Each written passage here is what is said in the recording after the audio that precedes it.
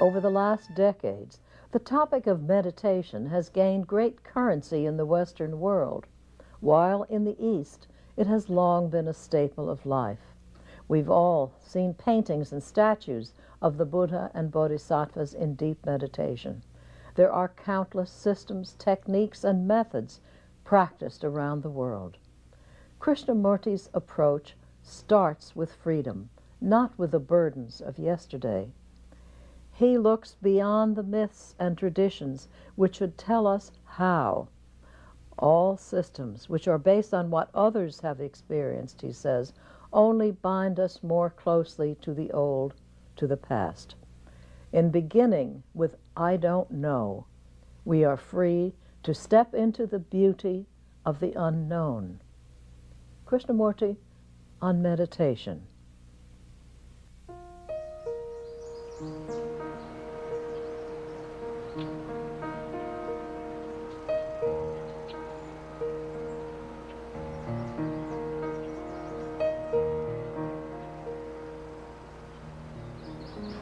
So what is meditation? Not how to meditate. When you ask how, there's somebody to tell you what to do, right? If you don't ask how, and say, what is meditation? Then you have to exert your own capacity, your own experience, however limited. You have to think, right? And say, well, tell me what meditation, I'll go off into some kind of silly dream.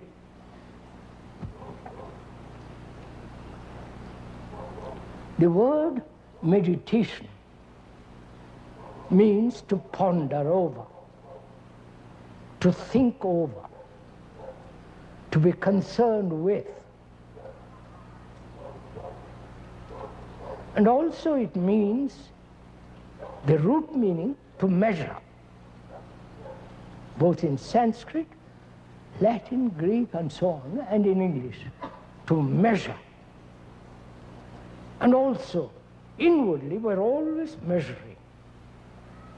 I have been, I will be. Right? I am this, I have been this, I must be that. Right? Which is not only measurement, but comparison. Measurement is comparison. That is, meditation is the understanding of the word, the meaning of measurement, and the ending of measurement, psychologically, which is to become. The ending of that, and the seeing the limited thought. Thought is everlastingly limited. It may think it of the limitless, but is still born of the limit, right? So it comes to an end. So the brain, which has been chattering along, muddled the limit, has suddenly become silent. Without any compulsion, without any discipline, because it sees the fact, the truth of it. And the fact and the truth has as we pointed out earlier, is beyond time. And so thought comes to an end. And where there is space and silence, it's only then something new which is untouched by time, thought can be. That may be the most holy, the most sacred. Maybe cannot give it a name. It is perhaps the unnameable. And when there is that, then there is intelligence, compassion, and love.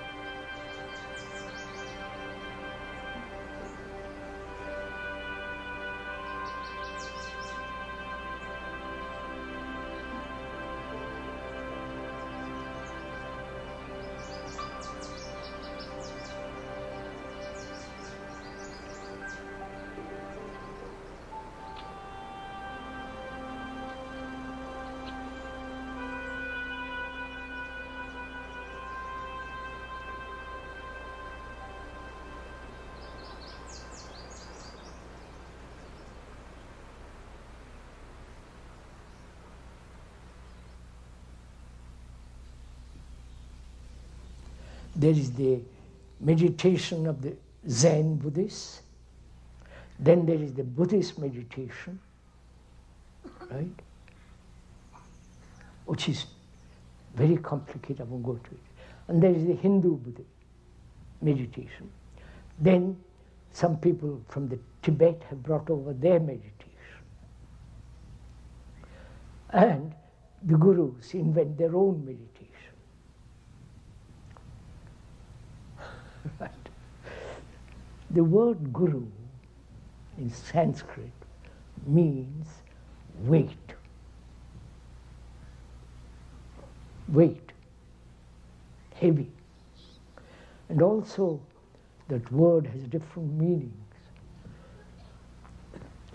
which is one who helps to eradicate ignorance. You understand? Not the one who imposes his ignorance on others.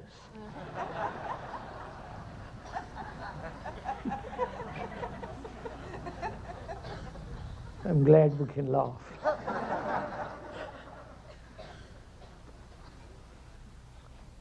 To the speaker, all that is not meditation, because those are all the result of conniving, maneuvering, right? So gradually, if you practice all those things, your brain inevitably becomes dull, right? Conscious meditation is no meditation. Deliberate meditation is like any other form of achievement in business, right? I set out being poor to be a rich man. What's the difference between that man who pursues money, power, position, and the other fellow who says, I'll meditate to achieve nirvana or heaven or silence? None at all. Both are achieving what they want. Only one calls it spiritual, the other calls it business. And we swallow them both.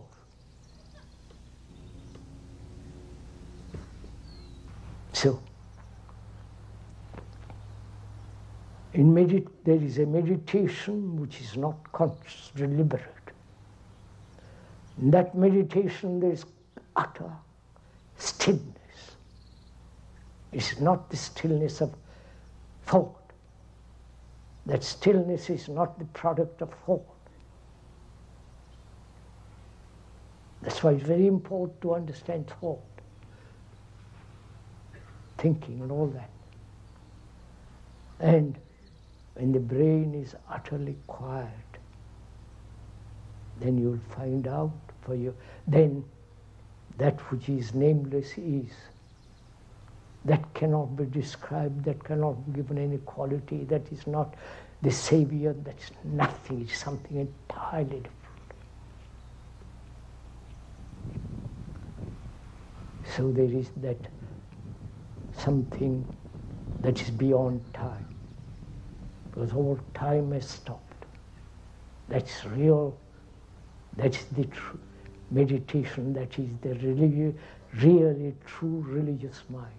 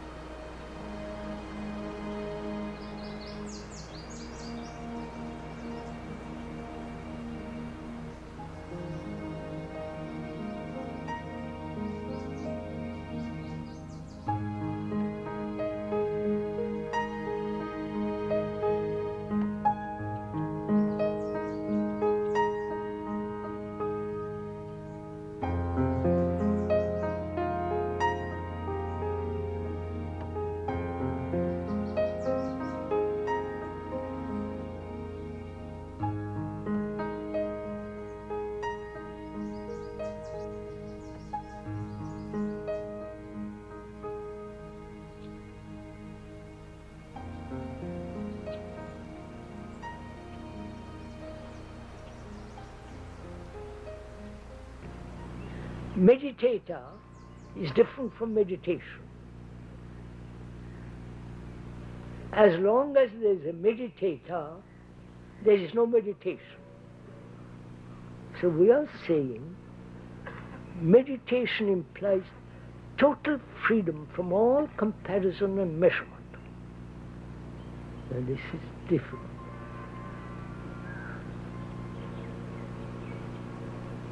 Because meditation is something that is marvelous if you know what to do. Not you, meditation. Meditator is different from meditation. As long as there is a meditator, there is no meditation. You understand all this? Because meditator is concerned about himself. How he is progressing, what he is doing. I hope he'll be better tomorrow. Why anxiety? Why? He's concerned about. In meditation, there is no meditator at all. Once you see this for yourself, the beauty of it, the depth of it, the subtleness of it. So, he says, the practice of meditation is no meditation. Sitting on the banks and looking, making the mind more and more dull, and say, yes, I've spent an hour. Marvelous.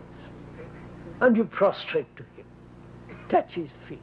By the way, please don't touch my feet. That's most undignified as a human being. You can hold my hand any amount you like, but not the feet of somebody else. It's inhuman, undignified. Right. So, meditation is something that cannot be practiced. As you practice a violin, a piano, in singing you practice. That means you want to reach a certain level of perfection. And in meditation there is no level. Nothing to be achieved. Therefore, it is not a conscious, deliberate meditation. I wonder if you understand all this. There is a meditation which is totally undirected, totally, if I can use the word, unconscious. This is not a deliberate process. So we're asking, if space contains time, yesterday, tomorrow, and all the rest of it, it's not space. So, is there an end to time? Which means, is there an end to thought? So, which means, is there an end to knowledge? So, is there an end to experience? Which is total freedom. And this is meditation.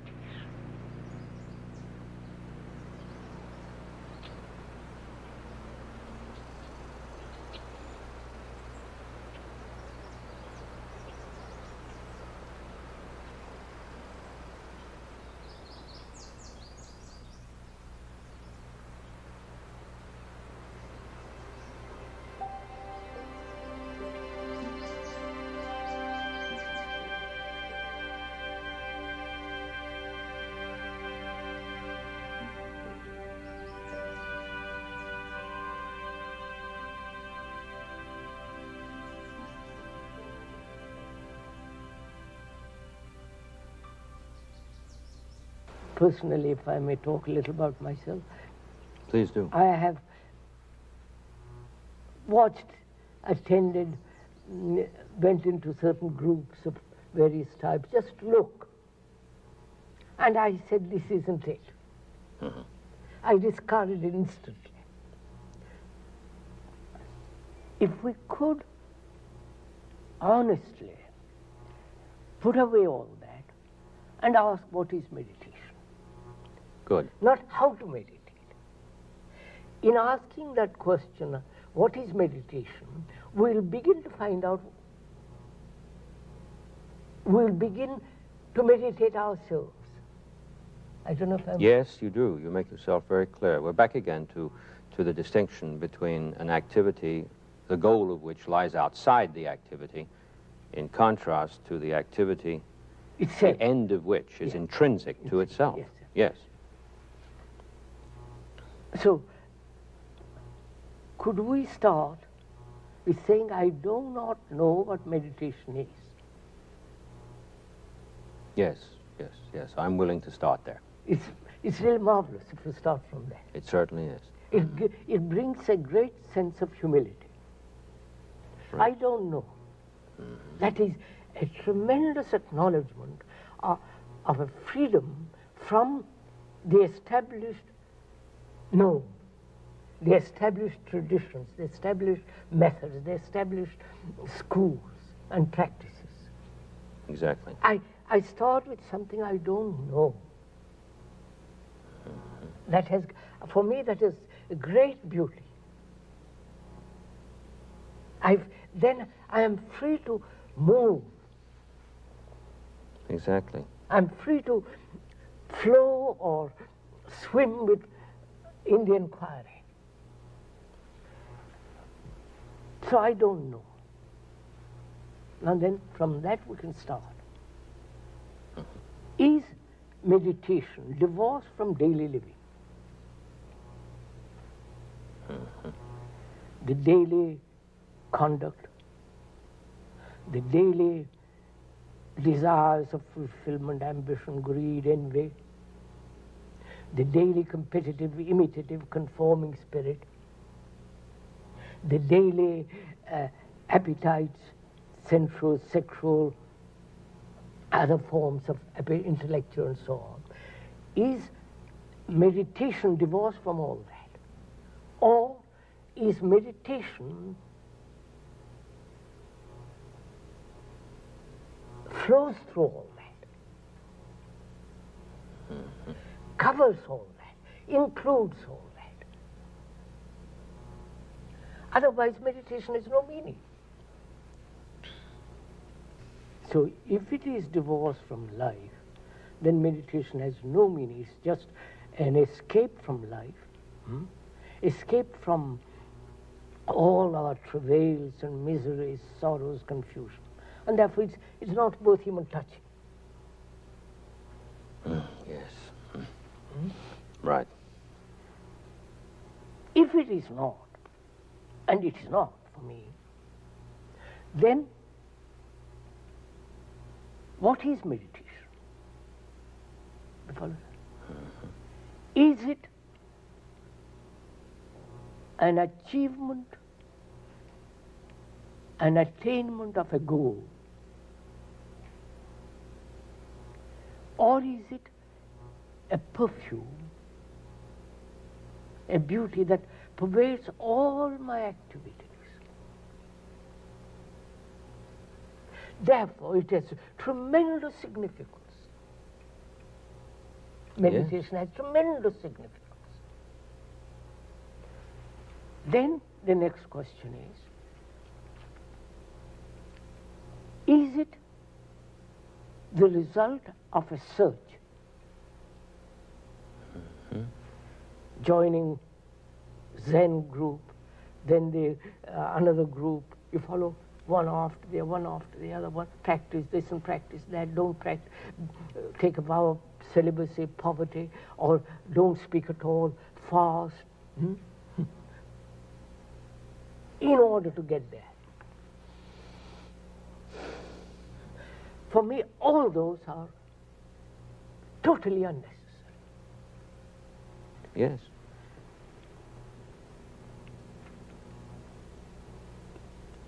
And meditation must be, or is, when you deny all this, systems, methods, gurus, authorities, becomes a religious question. Yes. Profoundly religious question. Profoundly religious. Oh, yes. Meditation covers the whole field of existence. Meditation implies freedom from the method, the system, because I don't know what meditation is. I start from there. Yes. Therefore, I start with freedom, not with their burden. That's marvelous. Start with freedom and not with their burden. This business of holding up fragmentation to us from that perspective is really nothing more than a species of journalism. Absolutely. Isn't it? Yes, of course, yes. Propaganda. Of course. So I discard all that. So I have no burden. Therefore, mind is free to inquire what is meditation.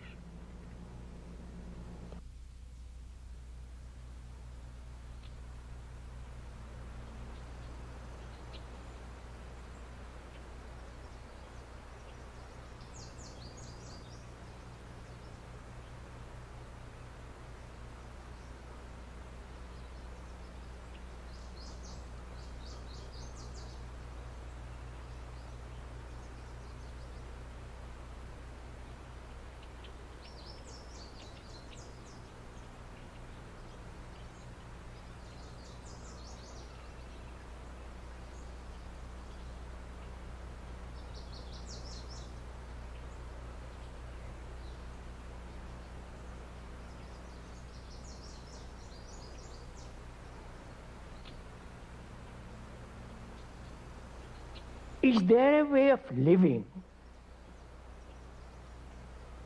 our daily life in which there is no control?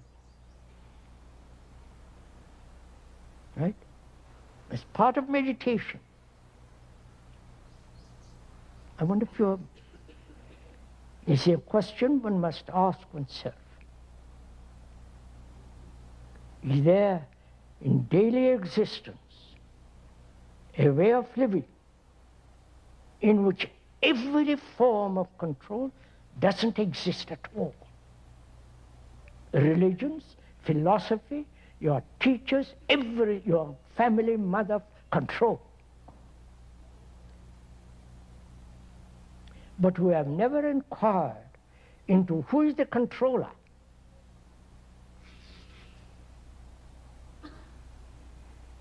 The controller is put together in the past. The past is the knowledge, which is thought.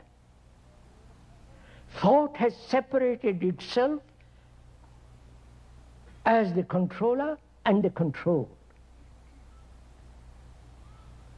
And concentration is all that. And in understanding that, we are asking much more fundamental question, which is, can one live in this world with a family, all the rest of it, without a shadow of control? Right? Personally, I've never read about all this. It wouldn't be authentic, it has no meaning. But to have quick insight, you understand? To see instantly the falseness of all religious organizations, all of them. And therefore, you're out of it. To see instantly that the observer is the observed. And therefore, no effort is, it's so. It's only effort exists when there's division. You follow? So, does it indicate our brains have become so dull?